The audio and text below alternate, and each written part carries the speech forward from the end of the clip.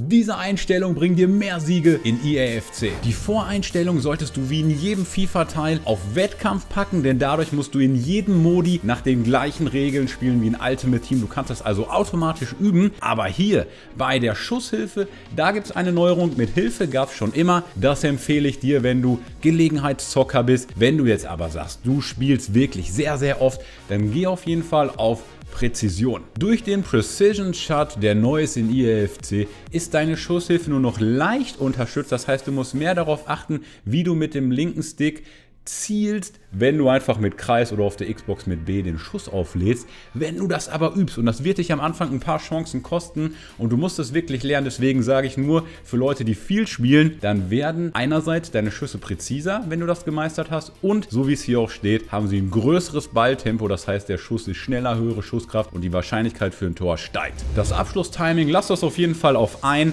Das bedeutet ja, wenn du den Schuss aufgeladen hast und dann im richtigen Moment nochmal die Schusstaste, also Kreis oder B drückst, dann kannst du die Präzision des Schusses nochmal weiter erhöhen, wenn du das Green Time bekommst. Üb das in den Minispielen, kannst du einfach machen in den ganz normalen Minigames wie hier, wird dir auf jeden Fall helfen. Beim Passen empfehle ich dir auf jeden Fall, die beiden Semi-Hilfen anzulassen. Du hast immer noch genug Möglichkeit, selbst den Pass zu steuern und die Stärke. Trotzdem, das Spiel wird dir hier wirklich helfen, bessere Pässe zu spielen. Für die Flachpass-Unterstützung würde ich auf Hilfe lassen, wenn du wirklich Gelegenheitszocker bist, wenn du mehr spielst, geh hier auf Semi auch. Manuell ist wirklich crazy, da musst du wirklich viel berücksichtigen. Du musst immer den Ball eigentlich auf einem starken Fuß haben, wenn du Spieler mit schlechtem Weakfoot hast, auch das beeinflusst ja das Passen.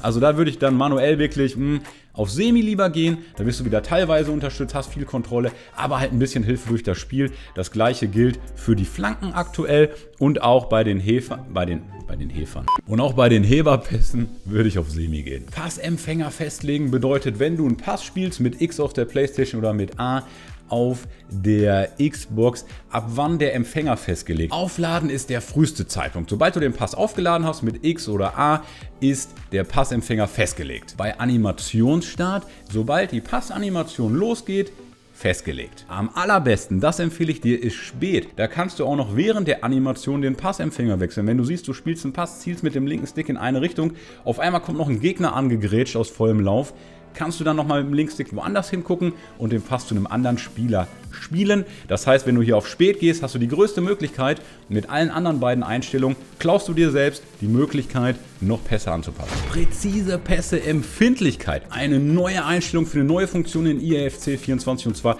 wenn du R1 gedrückt hältst und dann Dreieck nimmst, kannst du einen Präzisionspass spielen. Damit wirst du dann mit dem linken Stick steuern, siehst du diesen Punkt oder diese Pfeile auf dem Spielfeld, und kannst dann damit steuern, wo der Ball hingeht. Sehr, sehr overpowered, wenn du das wirklich gut anwenden kannst. Aber wenn du das nutzt und immer besser wirst, dann kannst du dir überlegen, ob du hier von der Empfindlichkeit, also wie krass du den linken Stick bewegen musst, von normal auf hoch gehst. Zum Start empfehle ich dir auf jeden Fall normal, dann kommst du viel, viel einfacher rein. Nächste Einstellung für die Abwehr: bei der klären Hilfe kannst du auswählen klassisch. Das heißt, da wird, wenn du einfach den Ball wegschlägst mit Kreis oder mit B auf der Xbox, dann wird die Wucht und die Richtung mitbestimmt. Ich gehe eigentlich in jedem Teil bisher auf Richtung. Das heißt, die Wucht wird unterstützt, aber die Richtung kann ich noch selbst entscheiden, um einfach zu vermeiden, dass automatisch geklärt wird. Vielleicht habt ihr auch schon mal so eine Situation gesehen und euer Spieler haut den Ball einfach ins Seitenhaus, obwohl er vielleicht eigentlich auch nach vorne gehen könnte oder nach vorne wegschlagen kann. In der Defensive haben wir zwei Auswahlmöglichkeiten in EAFC 24: taktisches Verteidigen und fortgeschrittenes Verteidigen. Beim fortgeschrittenen Verteidigen kannst du noch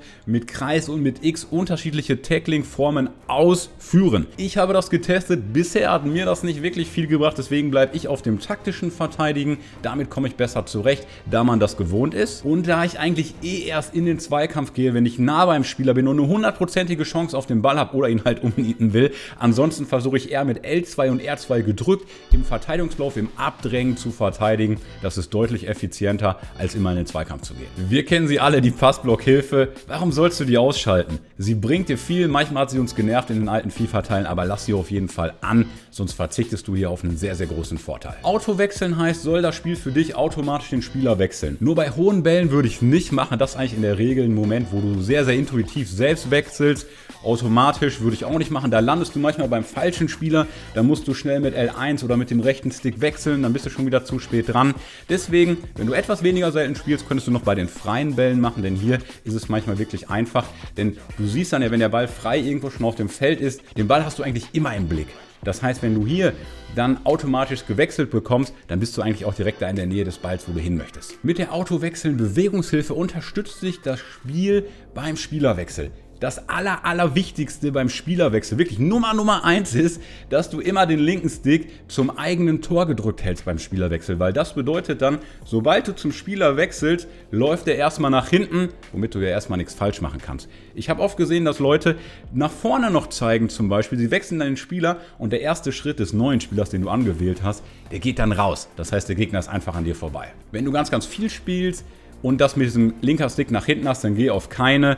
Wenn du noch ein bisschen Hilfe brauchst, geh vielleicht auf partiell. Voll würde ich persönlich ein bisschen zu krass finden und dann auch der Weg von voll auf keine wird zu groß. Deswegen starte vielleicht mit partiell oder direkt mit keine, wenn du viel Spieler bist. Hoffentlich endlich ohne Bugs in EAFC ist das Wechseln mit dem rechten Stick und das habe ich auf adaptiv, das war letztes Jahr nämlich nicht so funktionsfähig. Das bedeutet, je länger du den rechten Stick in eine Richtung drückst, desto weiter entfernt wechselst du zu einem Spieler. Das ist eine super gute Funktion in der Verteidigung. Wenn sie dieses Jahr richtig funktioniert, geh auf jeden Fall auf adaptiv. Grundlage dafür ballabhängig, das ist das gleiche, was ich gerade gesagt habe mit dem Autowechseln. Wo alle Spieler sind, weißt du nicht immer. Aber wo der Ball ist, hast du eigentlich immer im Blick. Das heißt, geh hier auf Ball abhängig. Das heißt, je weiter du den rechten Stick entfernt hältst, je länger du den drückst, nach rechts, nach links, nach oben, nach unten, wo auch immer du hin willst, desto weiter vom Ball entfernt wechselst du hin. Die Empfindlichkeit, ich habe sie einfach mal jetzt auf 5 getestet. Mittlerer Wert kannst du individuell anpassen. Nächster Wechsel auf jeden Fall klassisch. Das bedeutet, dass du mit L1 wechselst und die Spielerfestlegung, die würde ich auf jeden Fall auch auf einlassen. Icon-Wechsel ist diese Funktion, wo du mit dem rechten Stick auslöst und dann, je nachdem in welche Richtung du gehst, wechselst. Ich nutze das zum Beispiel oft bei Ecken, deswegen habe ich es auf ein. Auch im Dribbling gibt es ein paar Neuerungen. Das Orbit-Dribbling kannst du aus- oder einmachen, wenn du das mal nutzen willst. Probier es erstmal aus, mach das auf ein. Wenn du sagst, boah, was ist das denn, gar keinen Bock auf so eine Veränderung, dann lass es lieber auf aus, bevor du aus Versehen da drin landest und gar nicht weißt, was passiert. Bei den Controller-Vorlieben, den Analog-Sprint auf jeden Fall ausschalten. Das bedeutet, wenn du es auf aus hast, sobald du R2 drückst oder RT auf der Xbox, sprintet dein Spieler so schnell er kann. Das heißt, abhängig von seinem Sprintwert und abhängig von seinem Beschleunigungswert. Wenn du das ein hättest, könntest du mit R2 beeinflussen, wie schnell oder langsam er beschleunigt. Und das ist ja völliger Scheiß, weil wir wollen ja, dass der Spieler so schnell wie möglich ist. Trigger-Effekt auf jeden Fall auch auf auslassen. Vibration würde ich auch auslassen, das kann dich auch stören. Weiter geht's jetzt mit der Kamera. Meine Empfehlung für die Kamera ist auf jeden Fall die Koop-Kamera, denn bei der Koop-Kamera siehst du ein größeres Feld. Schau mal hier zum Beispiel Tele im Vergleich zu Koop. Bei Koop siehst du viel mehr, das heißt, du siehst mehr Spieler gleichzeitig, hast mehr Passoptionen, zum Beispiel sehr wichtig, wenn der Gegner dich presst. Bei den visuellen Einstellungen, das HUD packe ich immer auf Namensleiste und Markierung. Ich habe die Größe auf Standard und noch viel wichtiger ist jetzt die nächster Profi-Wechselanzeige. Das bedeutet, dass ein Icon angezeigt wird auf dem Spieler, zu dem du garantiert mit L1 wechseln wirst. Wenn du das hast, L1 drückst, dann kommst du immer 110% bei dem Spieler raus, der dieses Icon hat und diese Kontrolle brauchst du ja. Ein super guter Bonustipp, den ich dir unbedingt mitgeben will, ist beim Radar. Und zwar habe ich den Radar immer, meine Benutzerfarbe immer weiß und den Gegner immer schwarz. Das empfehle ich dir, dass du niemals, abhängig von den Trikotfarben oder so, in Probleme kommst, auf dem Radar überlegen musst, wer es wäre. Denn der Radar ist super hilfreich, gerade unter Druck des Gegners, wenn du gepresst wirst oder so. Und zusätzlich ziehe ich mir immer ein weißes oder mindestens ein helles Trikot an, gebe dem Gegner immer ein dunkles, am besten schwarzes Trikot an. Dann passen immer Radar und die Trikotfarben 1:1 zusammen. Und du hast den vollen Durchblick. Kurzer Blick noch auf den Controller. Und zwar habe ich alles auf klassisch. Eine Empfehlung, wenn du manchmal das Problem hast, dass du aus Versehen beim Zweikampf, der ja auf Kreis oder B ist beim klassischen, den Ball sofort raushaust und dadurch Ballgewinne wieder verlierst, dann könntest du überlegen, den Zweikampf auf X zu setzen, also auf A zu setzen, weil dann würdest du nur einen flachen Pass spielen, wenn du den Ball schon erobert hast eigentlich, und dann anstatt ein Tackling schon einen Pass spielst, anstatt den Ball rauszuschlagen. Kleiner Vorteil. Wenn du wissen willst, mit welchen Taktiken du EAFC 24 dominierst, abonniere auf jeden Fall den Kanal. Wir sehen uns jetzt gleich direkt im nächsten Video. Ich bin raus, der Marvin. Servus. Ciao, ciao.